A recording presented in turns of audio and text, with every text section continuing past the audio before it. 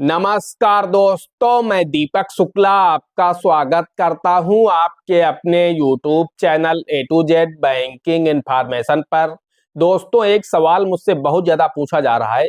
एक कमेंट मेरे चैनल पर बहुत ज़्यादा आता है कि सर ये बताइए कि 1 बीघा ज़मीन पर या 1 एकड़ ज़मीन पर या फिर 1 हेक्टेयर ज़मीन पर हमें कितना केसीसी लोन मिल सकता है। तो दोस्तों, आज के इस वीडियो में हम आपको डिटेल से पूरी जानकारी देने वाले हैं कि आपको 1 बीघा पर कितना केसीसी लोन मिल सकता है, 1 एकड़ जमीन पर कितना मिल सकता है और 1 हेक्टेयर जमीन पर आपको कितना केसीसी लोन मिल सकता है और आपको कम जमीन पर ज्यादा केसीसी लोन कैसे मिल सकता है। वीडियो के एंड में हम आपको उसकी भी एक टिप्स देने वाले हैं। एक हम आपको ऐसा तरीका बताएंगे जिससे आपको कम जमीन पर भी ज्यादा केसीसी लोन मिल पाएगा। तो इसलिए दोस्तों, इस वीडियो को शुरू से अंत तक देखिएगा। अगर आपने केसीसी लोन ले रखा है तो यह वीडियो आपके तब काम आएगा जब आपकी यह केसीसी बंद होगी, यानी ये जो केसीसी चल रहा है ये बंद करेंगे और दोबारा जब आप नया केसीसी लोन लेंगे तब आपको आवश्यकता पड़ेगी। साथ ही अगर आप केसीसी लोन लेने की सोच रहे हैं तो फिर दोस्तों आपके लिए यह वीडियो बहुत ही महत्वपूर्ण होने वाला है। इसलिए इस वीडियो को शुरू से लेकर अंत तक देख लीजिएगा। आपका एक एक डाउट क्लियर हो जाएगा, आपको पता चल जाएगा। आप बैंक वालों के भरोसे नहीं रहेंगे कि आपके पास कितनी जमीन है तो आपको कितना केसीसी लोन मिल पाएगा। आपको खुद ही पता चल जाएगा कि मेरे पास कितनी जमीन है तो बैंक मुझे कितना केसीसी लोन दे सकता है। बैंक मुझे सही केसीसी लोन दे रहा है या फिर गलत दे रहा है, मुझे कम दे रहा है या फिर ज्यादा दे रहा है या फिर लिमिट भर का पैसा दे रहा है, आप खुद ही जान पाएंगे। जब आपको हर चीज मालूम होगी तब आप बैंकर से खुद कह पाएंगे कि सर मेरे पास जमीन ज्यादा है, आप मुझे कम केसीसी लोन क्यों दे रहे हैं। तो आपकी लिमिट को इंक्रीज भी कर देंगे। इसलिए इस वीडियो को शुरू से लेकर अंत तक देखिए। वीडियो को स्किप बिल्कुल मत कीजिएगा। वीडियो पसंद आ जाए तो वीडियो को एक लाइक कर देना। चैनल पर नए हैं, पहली बार आए हैं, इसी तरह के वीडियो आगे भी देखना चाहते हैं तो हमारे इस channel A to Z banking information को सब्सक्राइब करके साथ में बेल आइकन को जरूर प्रेस कर लीजिएगा, ताकि जैसे हम इस तरह का कोई भी दूसरा वीडियो अपलोड करें तो उसका नोटिफिकेशन आपको सबसे पहले मिले। चलिए शुरू कर लेते हैं। दोस्तों, जो केसीसी लोन होता है वो आपकी जमीन पर डिपेंड नहीं करता है कि आपकी जमीन कितनी कीमती है। आपका जो केसीसी लोन होता है उसकी जो सैंक्शन लिमिट होती है वो डिपेंड करती है आपके खसरे पर कि आपके खसरे में कौन सी फसलें लिखी हुई हैं। आपके खसरे में जितनी ज्यादा लागत वाली फसलें लिखी होंगी निश्चित रूप से आपको ज्यादा केसीसी लोन मिल पाएगा। अगर आपके खसरे में कम लागत वाली फसलें लिखी हैं तो निश्चित रूप से आपको कम केसीसी लोन मिल पाएगा। अब आप लोग कहेंगे खसरा क्या है, ये खसरा बनता कहाँ है, ये कौन सा डॉक्यूमेंट है। तो दोस्तों, हम आपको बताना चाहते हैं कि खसरा एक बहुत ही महत्वपूर्ण दस्तावेज होता है जो कि आपकी जमीन का दस्तावेज होता है। ये आपका जो लेखपाल होता है या फिर जो पटवारी होता है उनके पास आपका एक खसरा बन जाता है। अभी तक कुछ जगह पर ये ऑफलाइन भी चल रहा है और कुछ जगह पर ऑनलाइन भी हो चुका है। तो आपको ऑनलाइन भी खसरा उपलब्ध होने लगा है और बहुत जगह पर अभी ऑनलाइन विकल्प नहीं है तो वहां से आपको ऑफलाइन ही मिलेगा। आप पटवारी के पास जाएंगे, यानी जो लेखपाल महोदय होते हैं उनके पास जाएंगे तो हाथ से लिख करके आपको दे देते हैं, खसरा बना करके दे देते हैं। वो आप बैंक में प्रस्तुत करेंगे तो बैंक आपकी जो केसीसी की लिमिट तैयार करता है, जो sanction limit drawing power bank तैयार करता है, वो उसी खसरे के आधार पर तैयार करता है कि आपके खसरे में कौन कौन सी फसलें लिखी हुई हैं। आपके खसरे में जो भी फसलें लिखी हुई हैं उसी के आधार पर आपकी सैंक्शन लिमिट या फिर ड्राइंग पावर तैयार किया जाता है। तो इसलिए दोस्तों, खसरा बहुत ही महत्वपूर्ण दस्तावेज है, ये आपको देना ही होता है। इसी के आधार पर बैंक आपकी लिमिट को तय करते हैं। तो इसी के आधार पर ये डिपेंड करता है कि आपको कितना केसीसी लोन मिल पाएगा। दोस्तों, आइए वीडियो में आगे बढ़ते हैं। आपको प्रति बीघा, प्रति एकड़, प्रति हेक्टेयर केसीसी लोन क्या मिलेगा, कितना मिलेगा, उसकी जानकारी अब हम आपको दे देते हैं। किस तरह से आप लोग खुद निकाल पाएंगे। तो अब यहां से वीडियो को बहुत ही आप लोग गौर से देखिएगा, क्योंकि अभी यहाँ पर एक फार्मूला आपको बताने जा रहे हैं। उसी फार्मूले के आधार पर ही आपको केसीसी लोन मिलता है। अब दोस्तों, यहाँ पर मुझे एग्जाम्पल के लिए किसी एक प्रदेश को, किसी एक जनपद को सिलेक्ट करना होगा कि हम किसी एक प्रदेश का और किसी एक जनपद का स्केल ऑफ फाइनेंस उठाएंगे। उसी के आधार पर आपको केसीसी लोन दिया जाता है। स्केल ऑफ फाइनेंस क्या होता है दोस्तों? वो होता है फसल वित्तमान। हिंदी में उसे फसल वित्तमान कहते हैं, इंग्लिश में स्केल ऑफ फाइनेंस कहते हैं। दोस्तों, इसमें जो होता क्या है कि इसमें सरकारी लागत लिखी होती है सभी फसलों की। आपके क्षेत्र में जो भी फसलें बोई जाती हैं उनकी सरकारी लागत लिखी होती है। उसी के आधार पर बैंक आपको केसीसी लोन देता है कि आपके क्षेत्र में जो भी फसल बोई जाती है उसकी सरकारी आंकड़े में क्या लागत है, उसी के आधार पर बैंक आपको केसीसी लोन देता है। तो ये प्रतिवर्ष आपका जो स्केल ऑफ फाइनेंस होता है ये घटता भी है और बढ़ता भी है। यानी फसलों की लागत अगर आपके यहाँ पर घटी तो स्केल ऑफ फाइनेंस घटेगा, अगर आपके यहाँ फसलों की लागत बढ़ी तो आपका जो स्केल ऑफ फाइनेंस है वो बढ़ेगा। तो इसलिए दोस्तों ये जो स्केल ऑफ फाइनेंस है प्रतिवर्ष बदलता है और प्रतिवर्ष सभी बैंकों को, उस जनपद के जितने भी बैंक होंगे सभी बैंकों को एक ही स्केल ऑफ फाइनेंस दिया जाता है। उसी स्केल ऑफ फाइनेंस के अंदर ही रह करके सभी बैंक केसीसी लोन वितरित करते हैं और अगले वर्ष जैसे ही अप्रैल से नया सत्र लगता है तो बैंक को फिर से नया स्केल ऑफ फाइनेंस दे दिया जाता है। तो उसमें आपकी फसलों की लागत घट भी सकती है और बढ़ भी सकती है। तो दोस्तों मान लीजिए मैं कन्नौज जनपद का, मैं उत्तर प्रदेश के कन्नौज जिले को ले लेता हूं। तो यहाँ पर दोस्तों मान लीजिए कोई एक किसान है जिसके पास 1 हेक्टेयर जमीन है।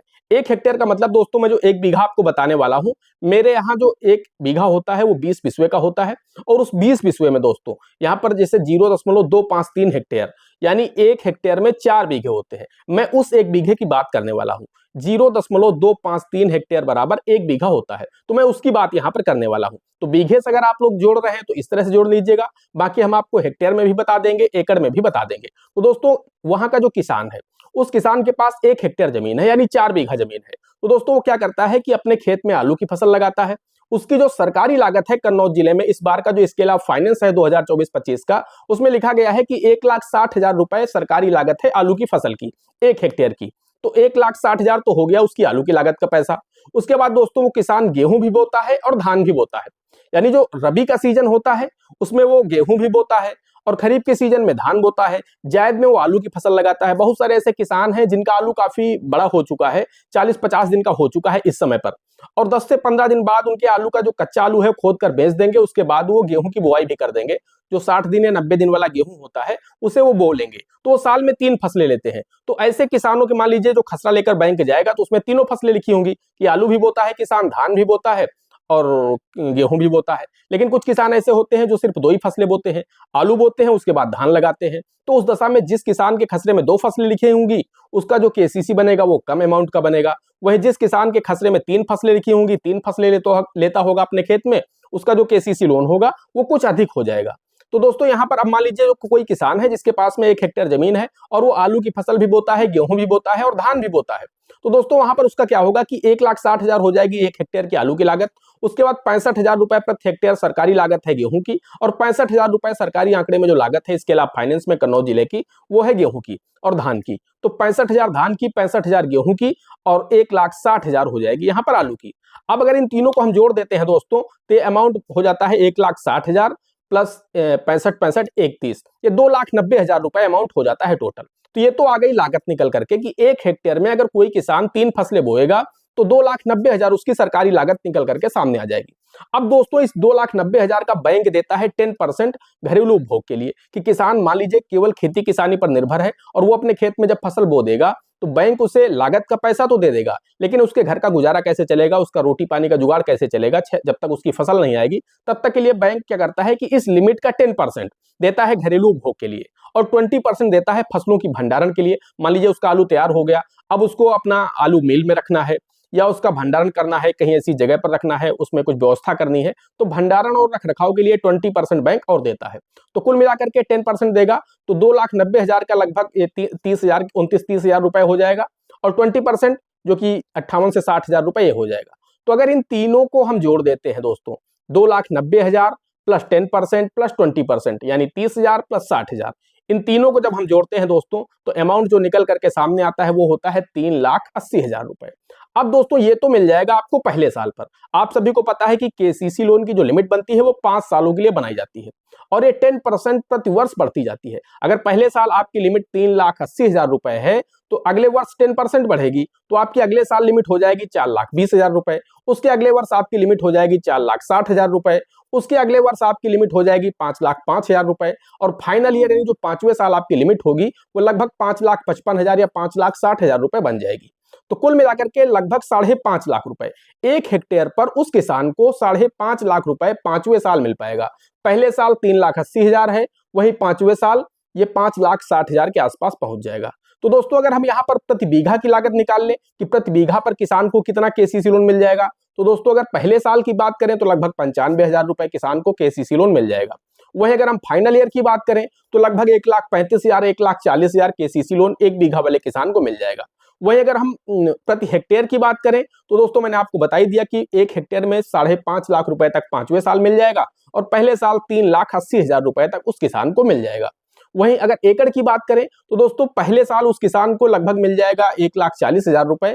वहीं अगर हम फाइनल ईयर की बात करें 5वें साल की, तो दोस्तों वहां पर उसे मिल जाएगा लगभग 2 लाख रुपए। तो कुल मिलाकर के दोस्तों इस तरह से आपको केसीसी लोन उपलब्ध हो जाता है और इतने अमाउंट आपको मिल सकता है। दोस्तों आशा करते हैं आपको वीडियो पसंद आया होगा। अगर वीडियो पसंद आया है तो वीडियो को एक लाइक कर देना। चैनल पर नए हैं, पहली बार आए हैं, इसी तरह के वीडियो आगे भी देखना चाहते हैं तो हमारे इस channel A to Z banking information को सब्सक्राइब करके साथ में बेल आइकन को जरूर प्रेस कर लीजिएगा, ताकि जैसे हम इस तरह का कोई भी दूसरा वीडियो अपलोड करें तो उसका नोटिफिकेशन आपको सबसे पहले मिले। दोस्तों आज के वीडियो में इतना ही, मिलते हैं अगले वीडियो में, तब तक के लिए जय हिंद, जय भारत।